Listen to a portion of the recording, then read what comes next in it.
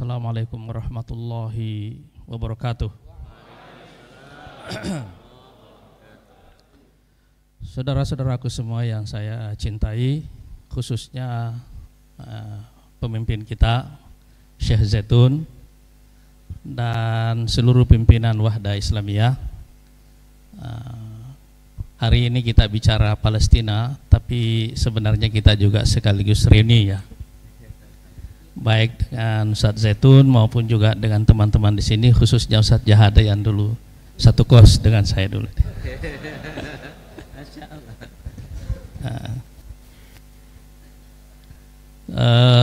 Ikhwah sekalian, kali ini kita bicara tentang Palestina dalam situasi yang sangat berbeda sekali,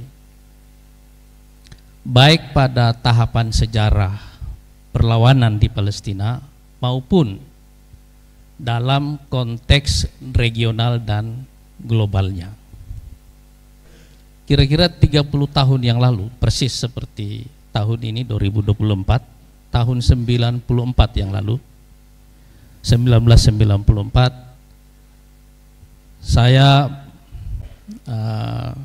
mulai menjadi penerjemah dari seluruh tamu-tamu Palestina dan secara khusus yang datang ke Indonesia untuk memulai satu jaulah secara global ke dunia Islam untuk memperkenalkan Palestina dan tahapan perjuangan barunya, dengan harapan bisa mengeluarkan isu Palestina dari isu Arab Israel menjadi isu dunia Islam. Saya ulangi kembali ya, dengan harapan untuk mengeluarkan isu Palestina dari isu Arab Israel atau konflik Arab Israel menjadi isu dunia Islam yang melibatkan seluruh umat Islam di dunia, dengan satu premis dasar yang sangat kuat bahwa Al-Quds dan Masjidil Aqsa ini adalah tanah wakaf bagi kaum muslimin semuanya, dan karena itu wajib bagi kita untuk ikut memperjuangkannya. Hari ini bicarakan isu Palestina tidak lagi sekedar sebagai isu dunia Islam, tetapi sudah menjadi isu kemanusiaan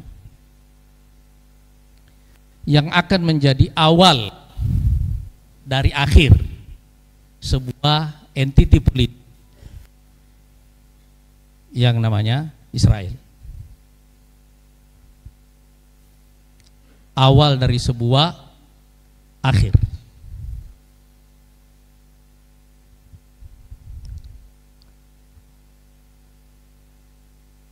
Jadi perhatikan skala dalam masalahnya, dari konflik Arab Israel menjadi masalah dunia Islam, dan sekarang sudah menjadi masalah kemanusiaan, masalah umat manusia di seluruh dunia.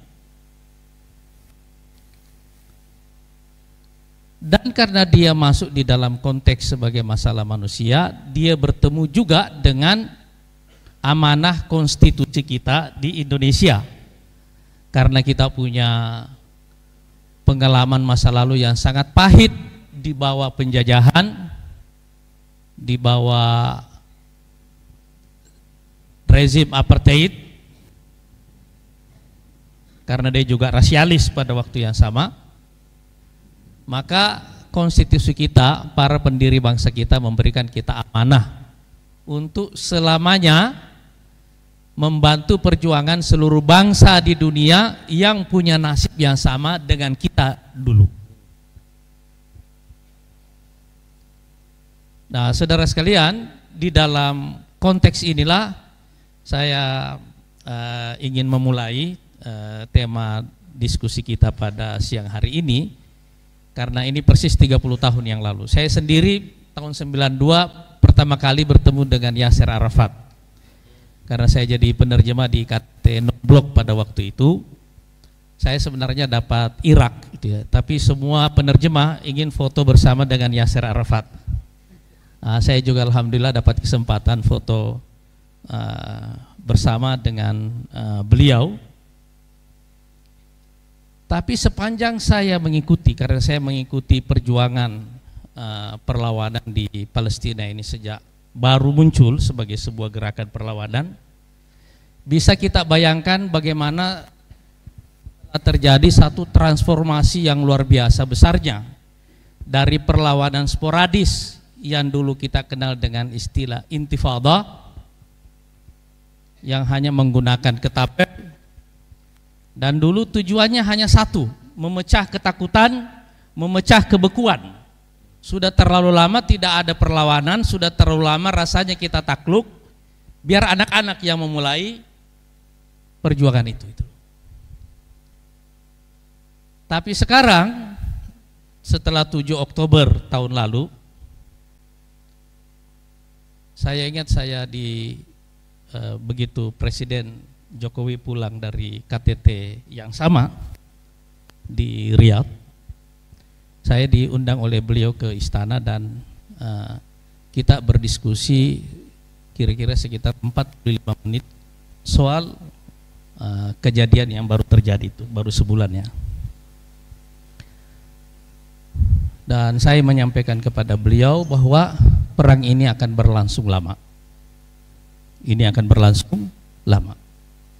Sebab orang masih mempunyai dugaan bahwa serangan 7 Oktober itu masih merupakan serangan yang sporadis. Seperti serangan-serangan yang ada sebelumnya. Tapi orang belum melihat faktanya. Cuma sekarang sudah melihatnya, bahwa serangan 7 Oktober itu adalah awal dari tahapan baru dalam sejarah perlawanan Palestina, dari perlawanan sporadis yang kita kenal dengan istilah intifada menjadi perang kemerdekaan. Saya ingin mencatat istilah perang kemerdekaan ini. Dalam satu model perang yang kita sebut dengan perang kemerdekaan, pada dasarnya orang tidak bertanya berapa jumlah korban, karena sudah pasti korbannya banyak. Kenapa korbannya banyak? Karena pada dasarnya perang kemerdekaan itu intinya adalah harbul iradat, perang tekad. Itu intinya perang kemerdekaan itu. Jadi itu bukan soal perimbangan kekuatan. Berapa kuat militernya bangsa yang mau merdeka dan berapa kuat kekuatan militer bangsa penjajah, sebab pasti tidak seimbang. Dari dulu dalam sejarah perang kemerdekaan tidak pernah ada keseimbangan antara kekuatan pejuang kemerdekaan dengan kekuatan penjajah, itu nggak pernah ada. Tidak pernah ada. Karena sifatnya berbeda. Jadi tidak ada perimbangan kekuatan, dan karena itu biasanya dia selalu asimetris. Dalam satu perang yang asimetris, kelompok pejuang biasanya akan berusaha menempuh satu taktik perjuangan atau strategi perlawanan, strategi perang yang membuat senjata-senjata besar itu menjadi tidak relevan untuk dipakai. Jadi karena sifatnya asimetris, saudara-saudara sekalian, maka tujuan dari kelompok pejuang itu adalah bagaimana membuat senjata-senjata berat lawannya itu tidak ada ruangnya untuk dipakai. Misalnya dalam kasus Palestina Israel, Israel punya senjata nuklir, tapi tidak ada ruangnya untuk dipakai di sana. Iya kan? Israel punya jauh lebih banyak senjata yang kalau dia mau pakai semuanya, seluruh warga Palestina bisa musnah gitu ya. Tapi satu model pertempuran membuat senjata itu tidak ada ruangnya untuk dipakai. Itu yang salah satu ciri dari perang yang sifatnya asimetris. Itu memang tujuannya. Iya kan? Misalnya dalam kasus perang Vietnam, kan Amerika menggunakan senjata bom napalm, iya kan? Yang luar biasa dahsyatnya membumi hanguskan rakyat Vietnam. Tapi ujungnya rakyat Vietnam menang dan Amerika keluar dari Vietnam.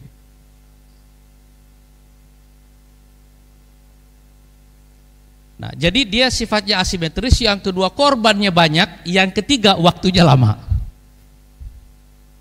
Waktunya lama. Sekarang tidak ada yang bisa memprediksi, kapan perang ini akan berakhir.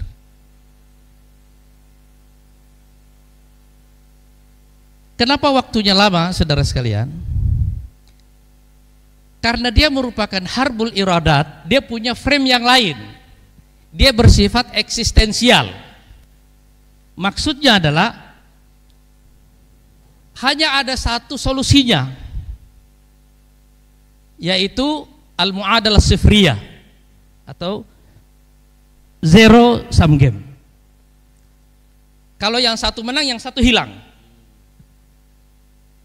Oleh karena itu, walaupun kita sebagai negara dan dunia, PBB, semua negara di dunia, dan saya kira seluruh faksi di Palestina setuju secara de jure bahwa solusi dua negara itu adalah solusi yang paling bagus, tapi dalam faktanya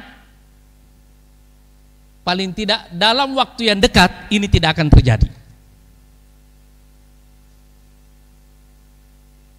Jadi bagi orang di Palestina sekarang hanya ada satu alasan untuk berhenti melawan, ya kalau kita semua mati.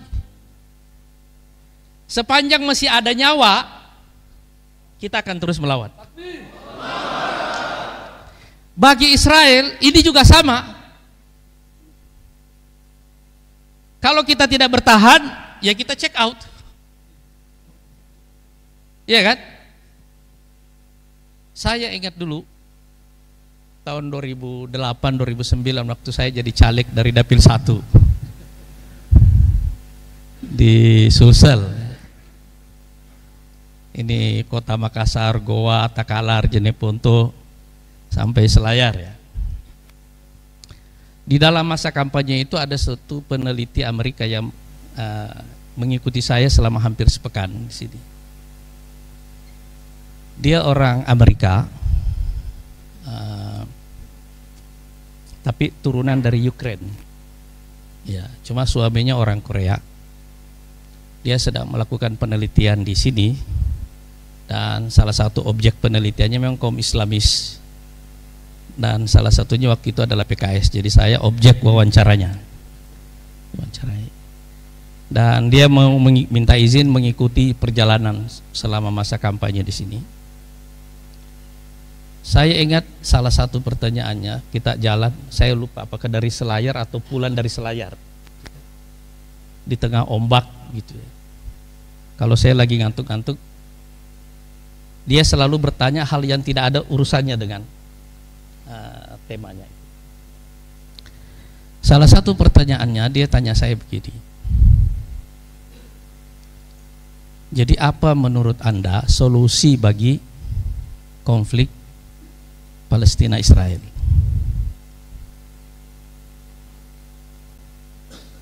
Saya bilang, iya mereka check out dari Palestina. Itu tanah orang.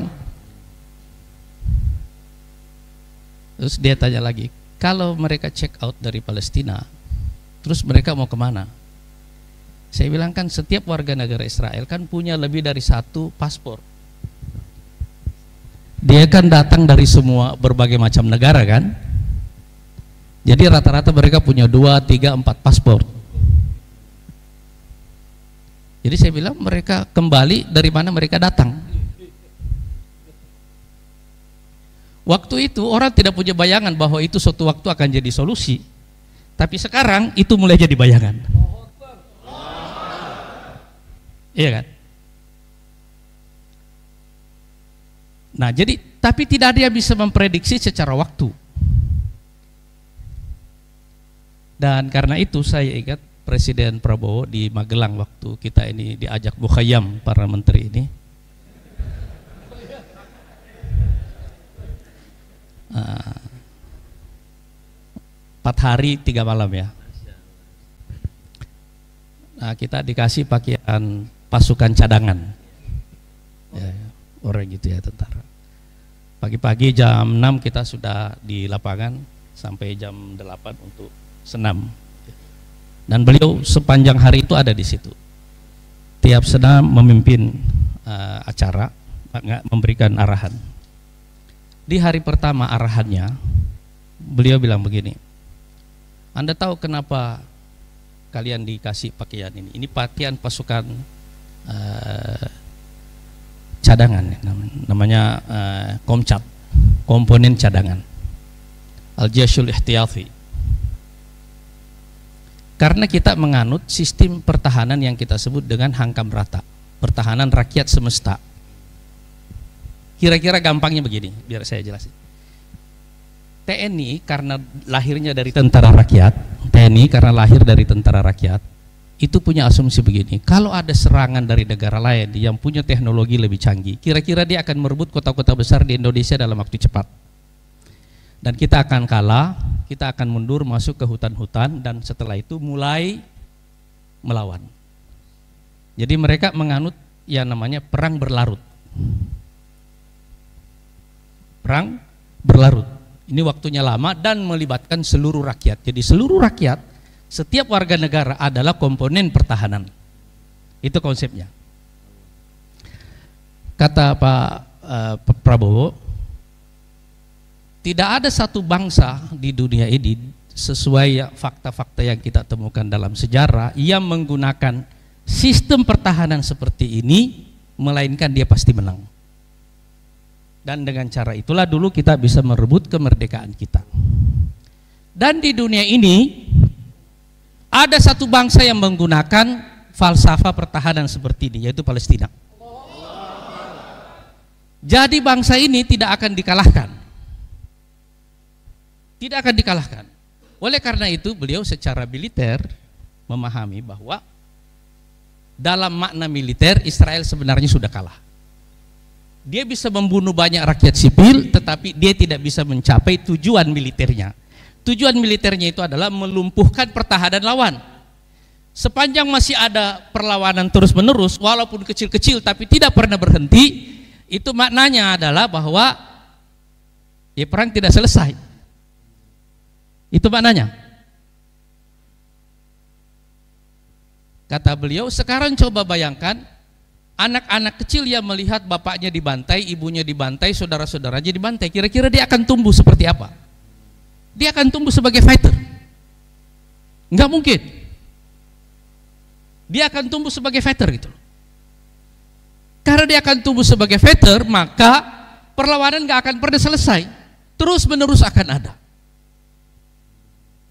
Jadi sekarang, kenapa Israel membunuh orang sipil? Itu untuk mengkompensasi kekalahannya secara militer, menutup malu, menjaga maknawiyah bangsanya sendiri, bahwa ini perang masih berlanjut, kita membunuh lawan-lawan kita, karena semua orang Palestina adalah lawan kita, kita tidak membedakan lagi sipil dan militer, jadi kita bunuh semua. Tapi semua orang tahu bahwa dalam makna militer itu adalah kekalahan. Nah, jadi sekarang kalau dia bersifat eksistensial bagi semua pihak, muncul masalah yang lain. Ini bukan hanya eksistensial bagi Palestina dan Israel, tapi juga eksistensial bagi seluruh negara di sekelilingnya.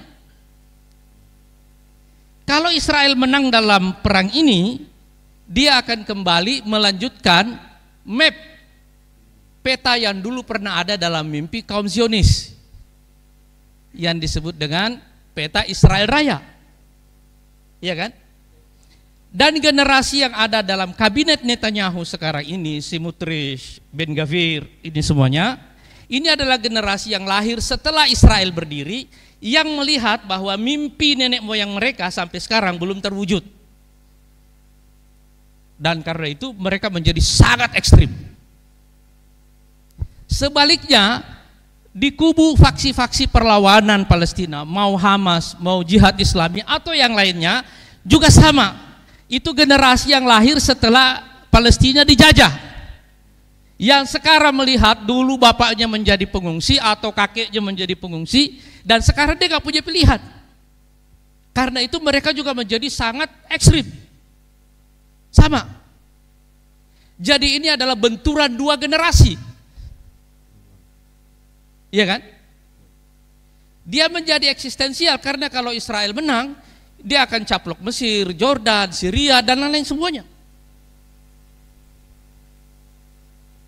Sekarang pikiran mereka tahap 1, 2 juta lebih warga Gaza diungsikan ke Sinai. Orang yang ada di West Bank diungsikan ke Jordan. Iya kan? Apa maknanya bagi Jordan kalau ini diungsikan ke sana gitu? Iya kan? Jadi ini adalah ancaman eksistensial bagi Jordan dan Mesir. Tapi kalau dia punya rencana perluasan yang lain, tidak ada satu negara yang boleh merasa aman di kawasan itu. Jadi kita mengerti lanskap yang sekarang itu ya. Oleh karena itu sekarang kita melihat baru saja ada ceasefire antara Israel dengan Lebanon, tiba-tiba Syria sudah bergolak lagi. Iya kan? Dan kita tidak tahu nih apakah rezimnya bisa bertahan atau tidak. Itu ya. Kita tidak tahu bisa bertahan atau tidak. Bertahan ada maknanya, tidak bertahan juga ada maknanya. Iya kan? Nah, karena dia bersifat eksistensial bagi seluruh negara yang ada di kawasan itu, maka tidak ada satu yang bisa memprediksi kemana arah dari konflik di kawasan itu. Cuma konflik di kawasan ini berbeda dengan konflik yang lainnya. Misalnya dengan konflik Ukraina. Timur Tengah ini adalah lalu lintas perdagangan yang paling ramai. Itu ya. Kalau lalu lintas perdagangan laut yang paling ramai ini salah satunya adalah Timur Tengah, yang satu lagi adalah kita di sini di Asia Tenggara, di Selat Malaka gitu ya. Indonesia saja dengan negara-negara Arab, Teluk itu ya, kira-kira angka perdagangan kita itu sekitar 10 miliar dolar. Ya. Impor minyak kita itu sebagian besarnya kan kita sekarang kira-kira impor sekitar 900.000 barrel per hari. Kita cuma produksi 600.000 dan mengkonsumsi sekitar 1,5 juta barrel per hari. Ya kan? Sebagian besar impor kita itu dari Arab Saudi dan Emirat. Ini ya. Jadi kalau ada masalah dalam supply di kawasan itu, harga minyak naik, korbannya salah satunya adalah Indonesia. Saudara-saudara semuanya terpaksa bayar ongkos BBM lebih mahal. Dan pasti negara tidak akan kuat melanjutkan subsidi, nggak akan kuat. Karena faktor itu ya. Jadi konflik di Palestina sekarang ini bukan hanya merupakan perang kemerdekaan dalam sejarah perlawanan Palestina, tapi juga game changer secara regional dan global. Terlalu banyak player yang terlibat, terlalu banyak pemain global. Semua great power negara adidaya terlibat dalam konflik ini. Amerika, Eropa, Rusia, Cina, semuanya terlibat dalam konflik ini. Terlalu banyak playernya.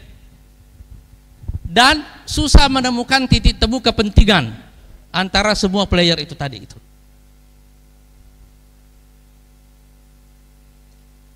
Nah, karena sifat inilah, maka Ini Presiden mengerti betul bahwa salah satu premis dasar dari Presiden Prabowo dalam mengambil keputusan apapun itu adalah premis geopolitik. Ini salah satu pertimbangan beliau kenapa ada wamen untuk urusan dunia Islam. Karena tahun-tahun di mana beliau menjadi presiden, ini tahun-tahun yang penuh dengan konflik. Dan salah satu titik konflik ini adalah Timur Tengah. Masalah dari konflik ini kalau kita lihat secara historis, paling tidak dalam 20 tahun terakhir ini, kita lihat serangan 7 Oktober tahun 2023 itu terjadi hampir 2 tahun setelah perang Ukraina. Ya. Dan perang Ukraina ini terjadi 2 tahun setelah COVID.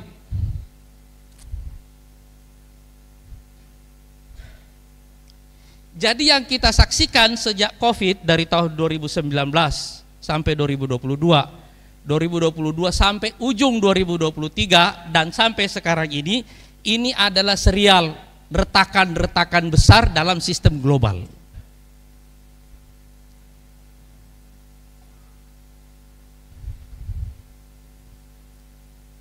Jadi ini bukan tidak berhubungan, ini semuanya berhubungan. Bahkan termasuk sekarang bangkitnya Hay'atu Tahrir Syam sekarang di Syria ini juga melihat bahwa ini ada peluang. Rusia sibuk di Ukraina, Iran sibuk menghadapi Israel, Syria tidak punya backup yang terlalu kuat, ini waktunya masuk. Iya kan? Perhatikan juga begitu ya. Jadi kita tidak pernah tahu, player terlalu banyak, pemain terlalu banyak, dan peluang opportunity bagi setiap player dalam membaca, dalam cara mereka membaca itu beda-beda. Tetapi bahwa yang kita saksikan sekarang ini adalah serial perang-perang regional. Di kawasan Eropa sudah ada, sekarang di kawasan Timur Tengah sudah ada, dan saya kira ini juga ini masalah waktu yang ada di kawasan Indo-Pasifik. Iya, ini masalah waktu. Ini akan menjadi ledakan. Dan saudara-saudara sekalian, begitu satu, ini teori dalam krisis ya, begitu krisis memasuki pusarannya, yang perang adalah Palestina dan Israel, tapi sebenarnya yang terlibat adalah semua pemain besar, dan boleh jadi yang kolaps duluan adalah yang tidak terlibat dalam perang ya. Justru yang tidak terlibat. Jadi begitu satu konflik mulai memasuki pusarannya, dia berputar seperti ini, kita tidak tahu siapa yang duluan pusing, sakit kepala, dan kemudian jatuh. Iya kan? Dan karena ini adalah serial dari konflik-konflik kawasan, konflik-konflik regional, hampir bisa kita pastikan bahwa titik api di semua kawasan di dunia ini sekarang sedang siap-siap untuk meledak.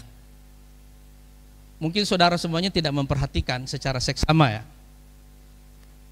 Semua negara pro-Cina yang ada di perbatasan Cina di Asia Selatan dan Asia Tenggara, ini pemerintahannya berguguran. Imran Khan di Pakistan, Khalidah di Bangladesh, itu ya. Ini satu-satu nih. Di Sri Lanka juga Raja Paksa. Ini satu-satu semuanya. Dan kalau kita lihat sekarang Filipina, ini Sheikh Agus. Ini sudah tiap hari konfrontasi di perbatasan laut antara Coast Guard Cina dengan Coast Guard Filipina. Hari-hari sekarang. Gitu ya. Jadi ini sedang ada titik-titik api di terlalu banyak kawasan di dunia secara regional, dan kira-kira ini akan menjadi satu mukaddimah. Ini menurut saya ini adalah mukaddimah yang kedua yang akan terjadi menjelang terjadinya satu ledakan besar. Tidak ada yang bisa memprediksi ledakan besar itu akan seperti apa. Tapi kemarin Rusia sudah membuat satu uji coba dari senjata barunya yang ditembakkan dari dari Rusia dan sampai ke Ukraina kurang dari 5 menit, dan bisa sampai ke London kira-kira antara 12 sampai 15 menit. karena kecepatannya melebihi kecepatan suara, dan jika dilakukan berulang dampaknya bisa lebih besar dari nuklir, tapi itu tidak disebut nuklir. Sudah diuji coba. Jadi ini yang sedang terjadi. Oleh karena itu, saudara sekalian, geopolitik ini adalah premis dasar dari pemerintahan Pak Prabowo. Tidak ada satu keputusan yang bisa kita ambil tanpa menjadikan ini sebagai pertimbangan dasar. Gitu ya. Yang kedua, akhirnya beliau juga memilih mazhab yang lain, namanya mazhab dalam pengelolaan negara, yang beliau sebut sendiri, mazhab saya bukan mazhab ideologi, bukan mazhab kesejahteraan. Mazhab saya adalah mazhab survival. Maksudnya itu begini, kita mendirikan negara bagi kaum penganut mazhab ideologi untuk mengubah kehidupan melalui kekuatan negara menjadi sesuai dengan tipe masyarakat yang dibayangkan oleh penganut ideologi tertentu. Bagi kaum kapitalis begini, bagi kaum komunis begini, bagi kaum islamis begini. Itu pertarungan antara model sosial. Dan kita semuanya menggunakan negara untuk tujuan itu.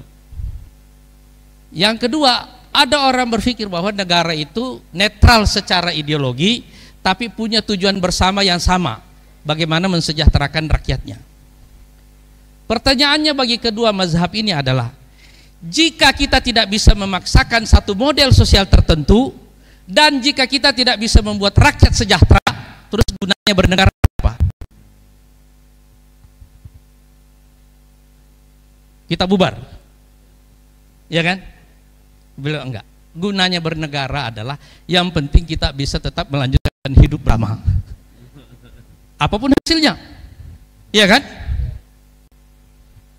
Sebab kita tidak bisa selalu kaya bersama, iya kan? Tidak bisa juga menganut satu model sosial tertentu dengan kesepakatan bersama. Pada akhirnya kita akan membiarkan ini semua terjadi, tetapi yang kita jaga adalah batas minimum, bahwa sebagai masyarakat kita masih bisa hidup bersama dan melanjutkan kehidupan bersama dengan menggunakan instrumen negara itu. Itu mazhabnya. Karena situasi global sekarang ini menghadirkan pertanyaan dan tantangan yang sama bagi semua negara, yaitu isu masih bisa hidup atau tidak. Jadi di tahun-tahun yang akan datang yang akan kita saksikan adalah negara gagal, negara yang bubar. Saya mau cerita sedikit ya. Saya tadinya membawa satu rencana di Sudan, membuat food estate 1 juta hektar yang bisa mengcover kebutuhan seluruh Afrika dan Timur Tengah. Kita sudah 3 tahun membuat studi dan sudah mulai dapat, saya ketemu presiden 2 kali dan seterusnya. Lancar semuanya. Tiba-tiba negara itu hilang sekarang. Iya kan? Hilang. Dan kita tidak tahu ke depan mesti ada negara mana lagi yang akan hilang. Iya kan? Apakah Syria masih nanti akan bernama Syria, kita tidak tahu. Libya, siapa yang berani bilang itu masih negara? Iya kan?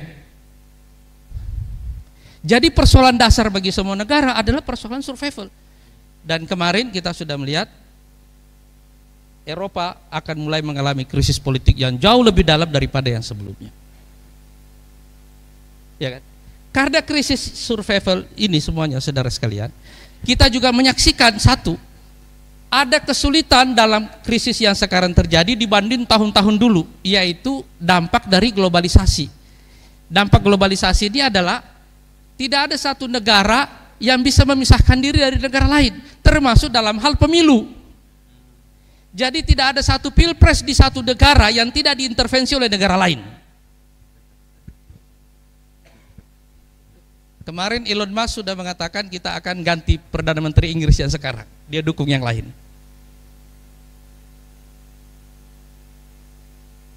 Jadi kita tidak akan tahu ini kolaps, siapa yang duluan kolaps, karena kita sudah memasuki pusaran krisis.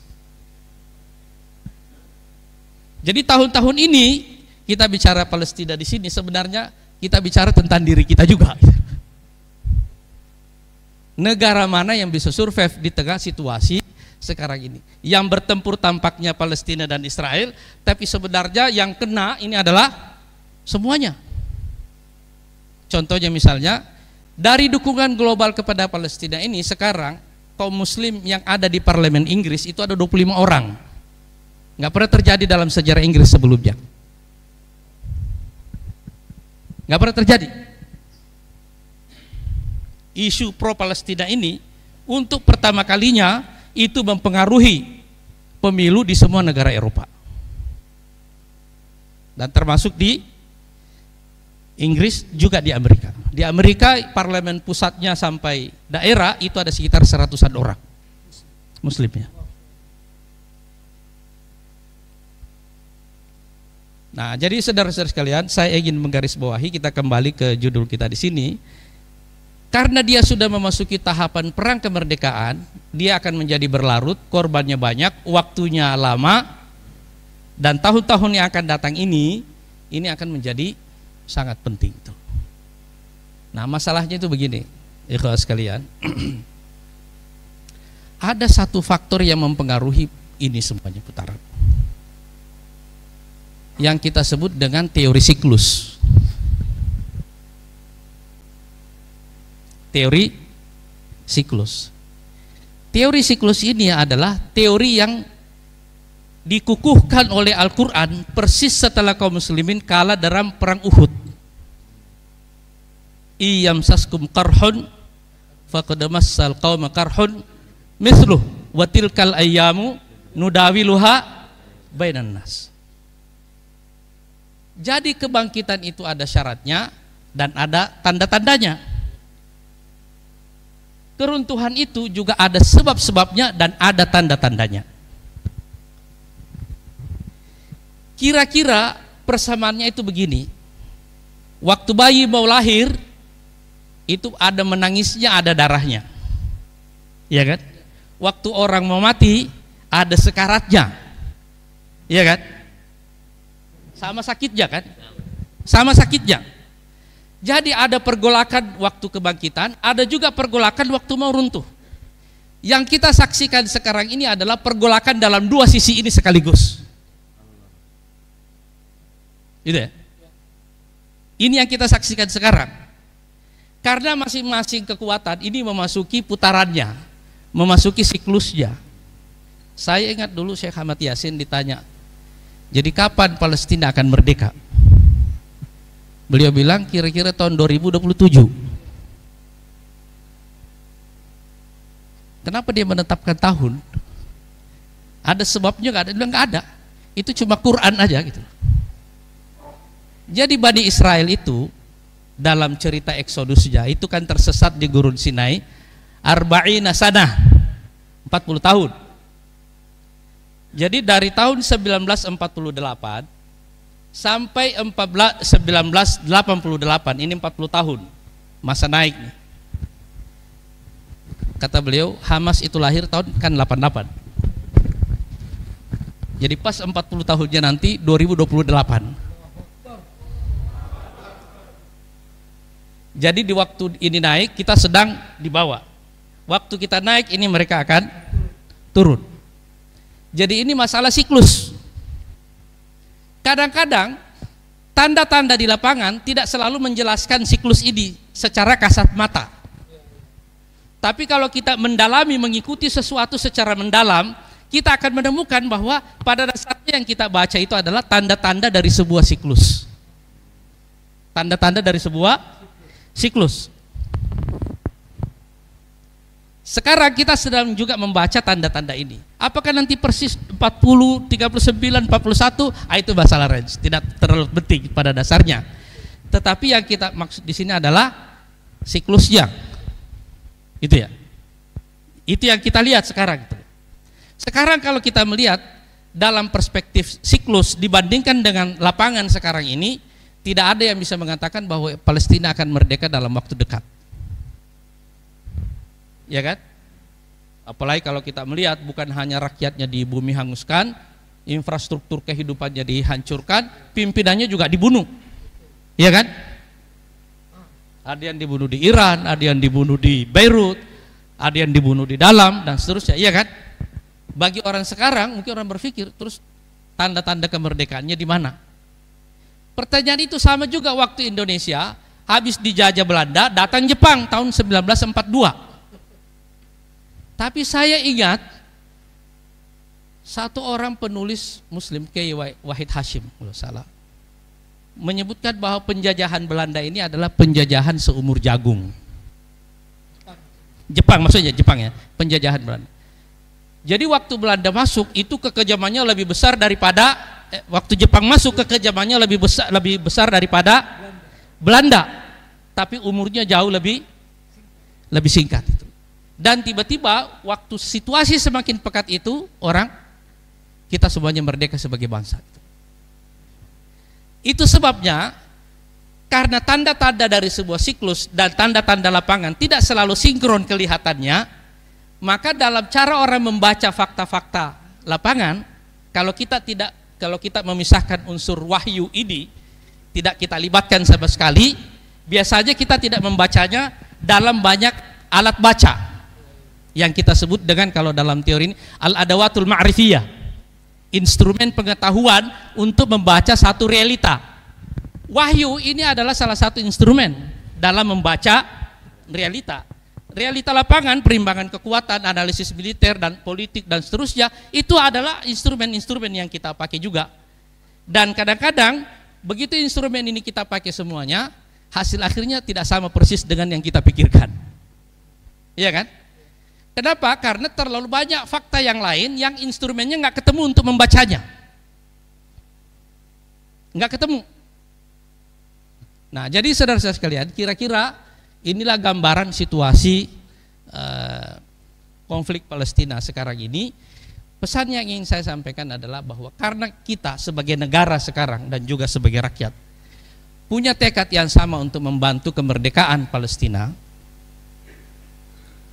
maka yang harus kita atur adalah satu, nafas kita semuanya, supaya kita tidak berhenti memberikan dukungan apapun situasinya. Itu dulu ya.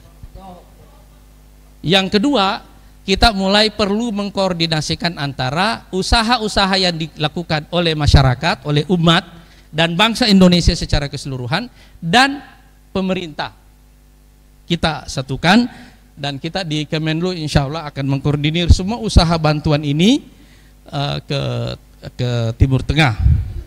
Insya Allah dalam waktu dekat kira-kira Presiden akan berkunjung ke Mesir, dan salah satu tema yang akan dibahas oleh beliau dengan pemerintah Mesir ini adalah bagaimana menyalurkan bantuan ke Palestina. Itulah.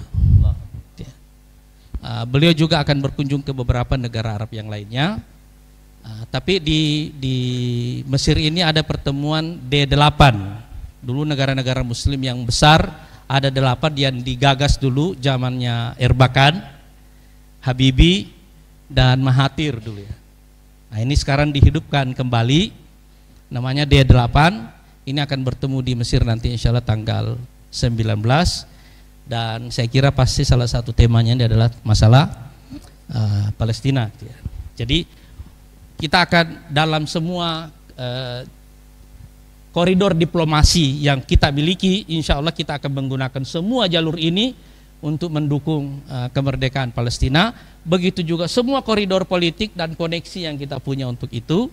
Dan secara domestik kita juga insya Allah akan melakukan koordinasi terus menerus, karena sekali lagi ini waktunya akan lama. Cuma kita semuanya insya Allah mudah-mudahan ditakdirkan menjadi saksi dari kemerdekaan Palestina insya Allah. Assalamualaikum warahmatullahi wabarakatuh.